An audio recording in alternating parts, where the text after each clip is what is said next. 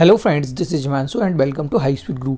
आज यहाँ पर आपके लिए लेकर आए टॉप 30 एमसीक्यू क्वेश्चंस जो बाल्यावस्था एवं विकास यानी चाइल्डहुड एंड ग्रोइंग अप से लिए गए हैं। काफ़ी अच्छे प्रश्न लेकर आए हैं आपके लिए। ये जो है आपको पहला वीडियो दे रहे हैं, ठीक है। वैसे इससे पहले भी एक वीडियो दे चुके हैं, लेकिन आज ये पहला दे रहा है। आज हम आपको 2-3 वीडियो और देने वाले हैं, ठीक है। तो बने रहिएगा वीडियो के एंड तक, और अगर वीडियो अच्छा लगे तो लाइक और शेयर करना ना भूलें। यहाँ पर बहुत ही अच्छे प्रश्न मिलने वाले हैं जो कि आपके एग्जाम में पूछे जा सकते हैं। तो चलिए शुरू करते हैं। देखिए आपके सामने जो है पहला प्रश्न आ चुका है। देखिए आपके सामने क्वेश्चन जो हैं आ चुके हैं। जितने भी अभी तक चैनल को सब्सक्राइब नहीं किया है जल्दी से कर लीजिएगा, जिससे कि आगे भी आपको बहुत ही अच्छे अच्छे क्वेश्चंस मिल सकें। तो चलिए देखते हैं पहला क्वेश्चन क्या कह रहा है, पूछ रहा है।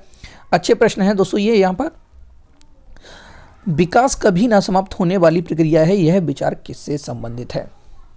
एकीकरण के सिद्धांत से, अंतःक्रिया सिद्धांत से, या अंतः संबंध सिद्धांत से, या निरंतरता के सिद्धांत से? तो आपका आंसर जो जाएगा वो जाएगा निरंतरता के सिद्धांत के साथ। डी को टिक कर लीजिएगा। हमने जब वृद्धि और विकास पढ़ाया था तो आपको बताया था कि विकास कभी ना समाप्त होने वाली प्रक्रिया है। यह किस में आता है? आपका डी के साथ जाएगा आंसर, निरंतरता का सिद्धांत, ठीक है। अगर आप लोगों ने जो है डिटेल वाली वीडियो नहीं देखी है तो चाहे तो आप लोग देख सकते हैं। चलिए अगला प्रश्न है, बच्चों के बौद्धिक विकास की 4 विशिष्ट अवस्थाओं की पहचान की गई है। देखिए बच्चों के बौद्धिक विकास की 4 विशिष्ट अवस्थाएं जो है पियाजे ने दी हैं। आंसर जाएगा आपका बी के साथ, पियाजे द्वारा, ठीक है। इन्होंने 4 अवस्थाएं दी हैं। कौन कौन सी? एक दी है इंद्रिय गामक अवस्था, 4 अवस्थाएं दी हैं।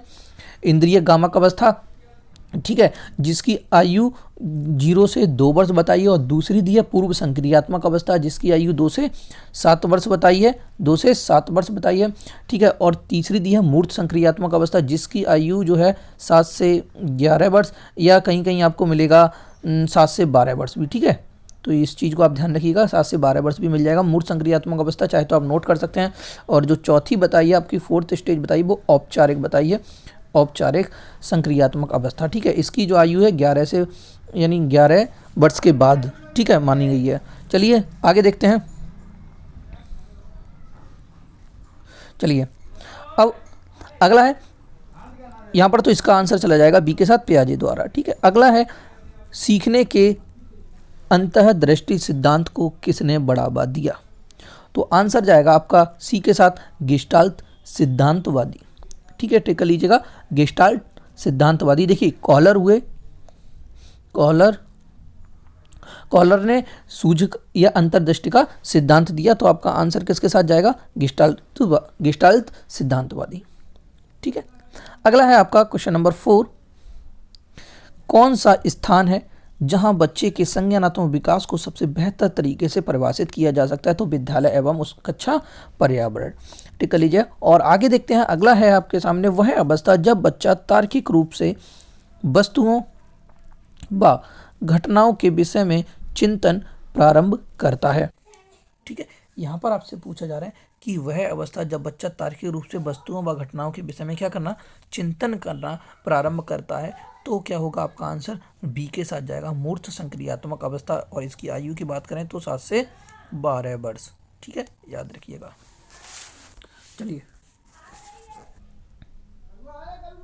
चलिए पियाजे के अनुसार निम्नलिखित में से कौन सी अवस्था में बच्चा अमूर्त संकल्पनाओं के विषय में तार्किक चिंतन करना आरंभ करता है? अब यहाँ पर पूछा जा रहा है कि अमूर्त संकल्पनाओं के विषय में। अब अमूर्त संकल्पनाओं की बात की जा रही है। बच्चा जो है अमूर्त तार्किक चिंतन करेगा तो कौन सी अवस्था रहेगी? आंसर में आप देख लीजिएगा, ऑप्शन दिए हैं आपके, संवेदी प्रेरक अवस्था, या पूर्व संक्रियात्मक अवस्था, या मूर्त संक्रियात्मक अवस्था, या औपचारिक संक्रियात्मक अवस्था। तो आपका यहाँ से जो आंसर जाएगा वो डी के साथ चला जाएगा, औपचारिक संक्रियात्मक अवस्था। 11 वर्ष के बाद जो है बालक अमूर्त संकल्पनाओं के विषय में तार्किक चिंतन जो है करना शुरू कर देगा। चलिए आगे देखते हैं। अगला है, ठीक है, इन दोनों क्वेश्चन में आप ये याद रखिएगा, यहाँ पर आपसे पूछा जा रहा था, ऊपर वाले में जो पूछा गया था, वह अवस्था जब बच्चा तार्किक रूप से वस्तुओं व घटनाओं के विषय में चिंतन प्रारंभ करता है, ठीक है। और यहाँ पर था आपका अमूर्त चिंतन। अगला है, अब बच्चे दुनिया के बारे में समझ का सृजन करते हैं, यह श्रेय किसको जाता है? दुनिया के बारे में अपनी समझ का सृजन करते हैं, तो ये आंसर जाएगा आपका सी के साथ, पियाजे। अगला है, मानव विकास कुछ विशेष सिद्धांतों पर आधारित है। निम्नलिखित में से कौन सा मानव विकास का सिद्धांत नहीं है? तो आपका आंसर एक को चला जाएगा, प्रतिवर्ती जो है ये आपके मानव विकास का सिद्धांत नहीं है। बाकी ये हम आपको बता चुके हैं, पढ़ा चुके हैं, तो आप लोग ये देख सकते हैं। अगला है, आनुवांशिकता को सामाजिक संरचना माना जाता है। आनुवांशिकता को सामाजिक संरचना माना जाता है। आपका आंसर जाएगा स्थिर। ठीक है, आनुवांशिकता को स्थिर सामाजिक संरचना माना गया है। नेक्स्ट है, पियाजे के अनुसार विकास की पहली अवस्था। पियाजे के अनुसार विकास की पहली अवस्था जन्म से लगभग 2 वर्ष की आयु, जो हमने आपको बताई थी। पहली अवस्था कौन सी है? इंद्रिय गामक अवस्था। इंद्रिय गामक अवस्था, ठीक है, जैसे सेंसरी मोटर स्टेज बोला जाता है। इंद्रिय गामक अवस्था के दौरान बच्चा सबसे बेहतर सीखता है। तो क्या कैसे सीखता है? इंद्रियों के प्रयोग द्वारा। आंसर जाएगा आपका बी के साथ। ठीक है, टेक कर लीजिए। नेक्स्ट है, अवधारणाओं का विकास मुख्य रूप से हिस्सा है। अवधारणाओं का विकास मुख्य रूप से हिस्सा है। किसका हिस्सा है? तो आंसर जाएगा आपका बौद्धिक विकास का। सी को आप टिक कर लीजिएगा। और आगे देखते हैं, अगले प्रश्न की ओर बढ़ते हैं। क्वेश्चन नंबर है आपका 12, यानी 12वां प्रश्न है, बच्चे के उचित विकास को सुनिश्चित करने के लिए उसका स्वस्थ शारीरिक विकास एक महत्वपूर्ण पूर्व आवश्यकता है। बच्चे के उचित विकास को सुनिश्चित करने के लिए उसका स्वस्थ शारीरिक विकास एक महत्वपूर्ण पूर्व आवश्यकता है। यह कथन कैसा है? तो ऑप्शन में दिया गया है सही है, क्योंकि शारीरिक विकास के अन्य पक्षों के साथ अंतः संबंधित है। तो आपका आंसर जो है पहला ही हो जाएगा, आंसर ए सही है, क्योंकि शारीरिक विकास जो है आपका विकास के अन्य पक्षों के साथ कैसा है? अंतः संबंधित है। अगला प्रश्न है, बहुत ही अच्छा प्रश्न है, खिलौनों की आयु कहा जाता है। कई बार एग्जाम में पूछा गया। तो भाई खिलौनों की आयु की बात की जाए तो पूर्व बाल्यावस्था को खिलौनों की आयु कहा जाता है। अगला है, निम्न में से कौन सी पूर्व बाल्यावस्था की विशेषता नहीं है? पूर्व बाल्यावस्था की विशेषता नहीं है, तो आंसर जाएगा आपका डी के साथ, खेलने की अवस्था। नेक्स्ट है, उत्तर बाल्यावस्था में बालक भौतिक वस्तुओं के किस आवश्यक तत्व में परिवर्तन समझने लगते हैं? तो भाई द्रव्यमान, संख्या और क्षेत्र में। अगला है आपके सामने प्रश्न, विकास का अर्थ है।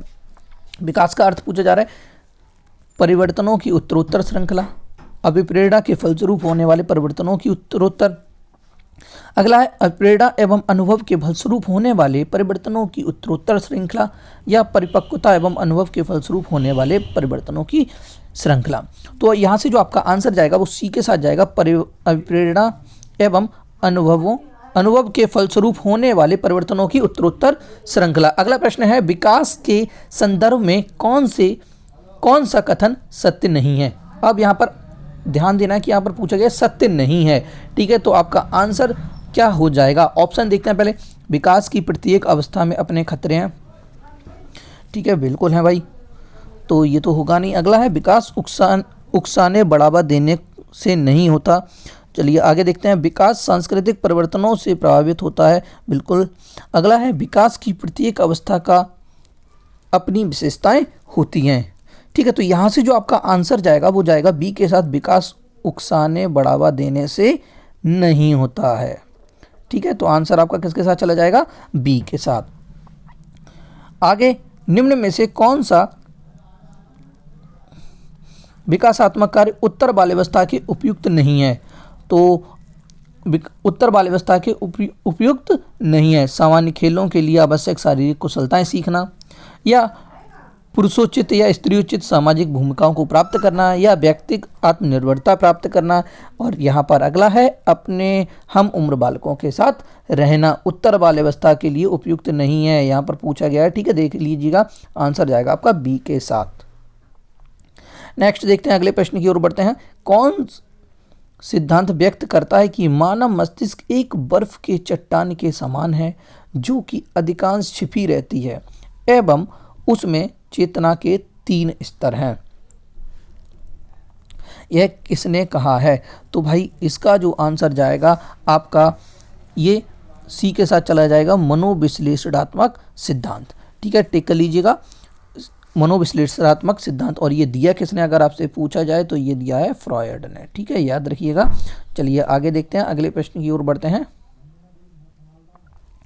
अगला है, निम्न में से निम्न में से कौन सा कथन विकास के बारे में सत्य नहीं है। ठीक है, सत्य नहीं पूछा गया है, तो विकास अंतःक्रिया का फल है, बिल्कुल होता है। अगला है विकास एक व्यवस्थित श्रृंखला का अनुगामी है। अगला है विकास एक व्यवस्थित प्रक्रिया है। और नेक्स्ट ऑप्शन है विकास विशिष्ट से सामान्य। तो यहां पर आपसे पूछा गया है कि निम्नलिखित में से कौन सा कथन विकास के बारे में सत्य नहीं है। तो विकास जो है सदैव सामान्य से विशिष्ट की ओर होता है, ना कि विशिष्ट से सामान्य की ओर। तो याद रखिएगा, सामान्य से विशिष्ट, ये बात आप याद रखिए। ठीक है, ये चीज आप याद रखिएगा, और ये कई बार पूछा गया है आपसे एग्जाम में। नेक्स्ट चलिए आगे देखते हैं, अगले प्रश्न की ओर बढ़ते हैं।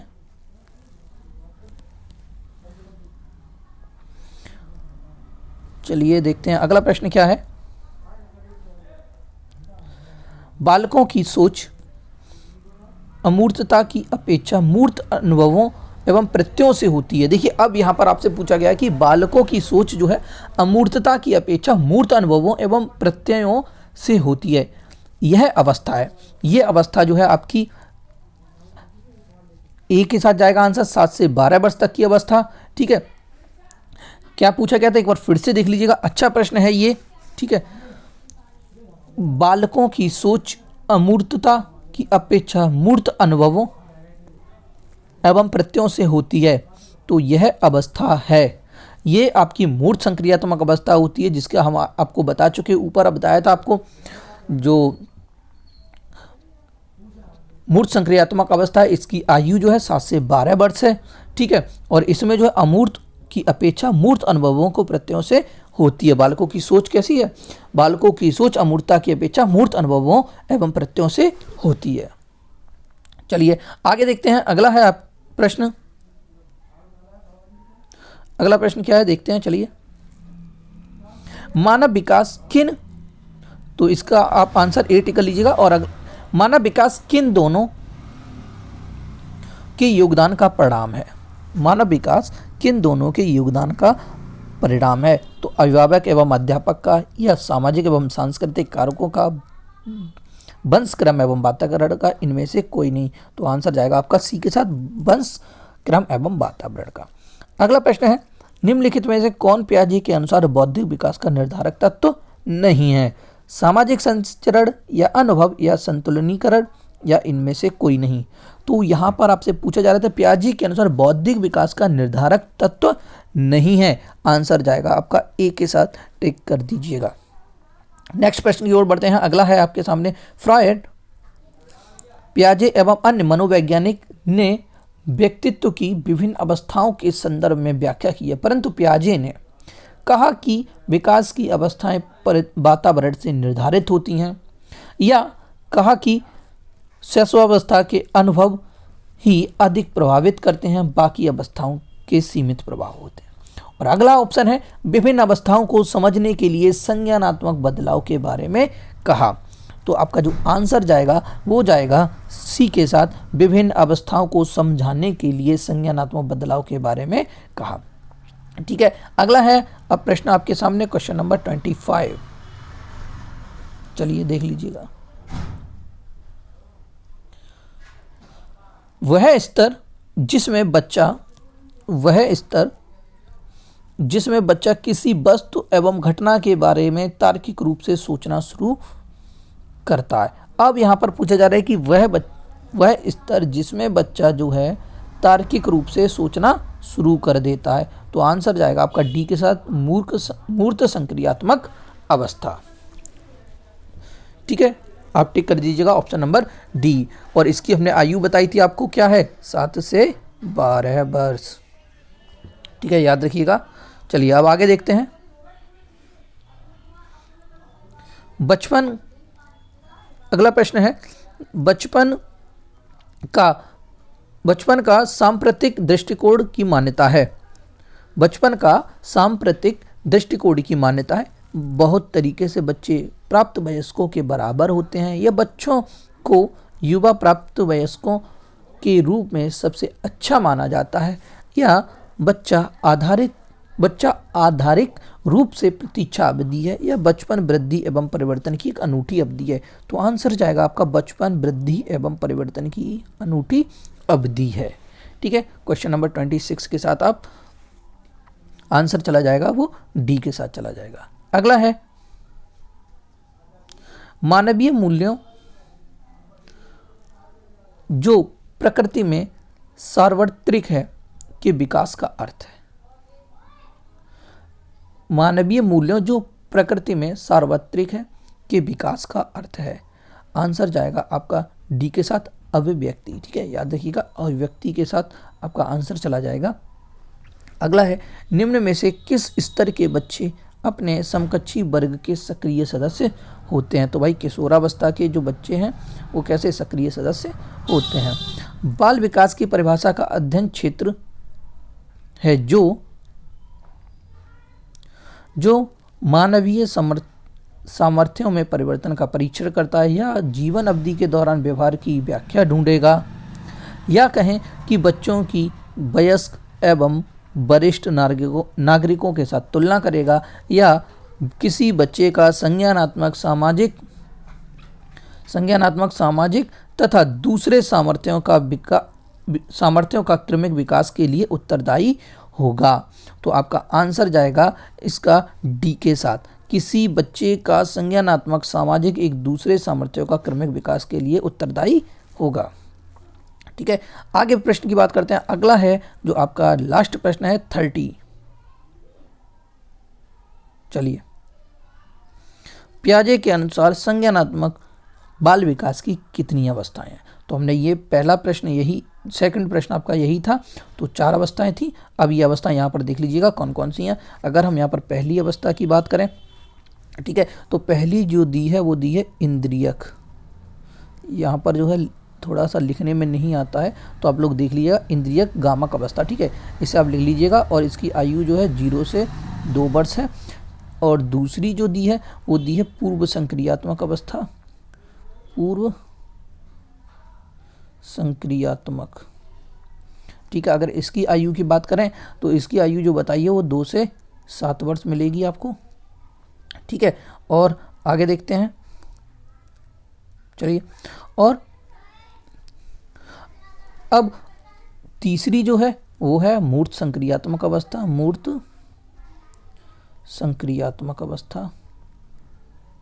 ठीक है, लिख लीजिएगा। इसकी आयु हम आपको अभी बता चुके हैं, कई क्वेश्चन ऐसे पूछे गए 7 से 12 वर्ष, और कहीं कहीं आपको 11 भी मिल सकती है। ठीक है, और चौथी बताइए, चौथी क्या बताइए? औपचारिक संक्रियात्मक अवस्था, औपचारिक संक्रियात्मक अवस्था। ठीक है, औपचारिक संक्रियात्मक अवस्था, इसकी आयु की बात करें तो 12 वर्ष के बाद या 11 वर्ष के बाद, 12 से 15 वर्ष मान लीजिएगा। ठीक है, 12 वर्ष की बात की अवस्था। ठीक है, अगर दोस्तों आपको वीडियो अच्छा लगा है तो लाइक और शेयर करना ना भूलिए। अभी हम आपको और भी वीडियो देने वाले हैं बाल्यावस्था एवं विकास से, काफ़ी वीडियो देंगे जिससे कि आपके एग्जाम में आपकी हेल्प हो सके। और वीडियो को थोड़ा ज़्यादा से ज़्यादा शेयर कीजिएगा, अच्छे अच्छे क्वेश्चंस आपके लिए लेकर आएंगे। इसका PDF आपको डाउनलोड करना है। PDF के लिए आप लोग जो है टेलीग्राम चैनल से जुड़ सकते हैं, वहाँ से आप लोग PDF भी डाउनलोड कर सकते हैं। Thank you.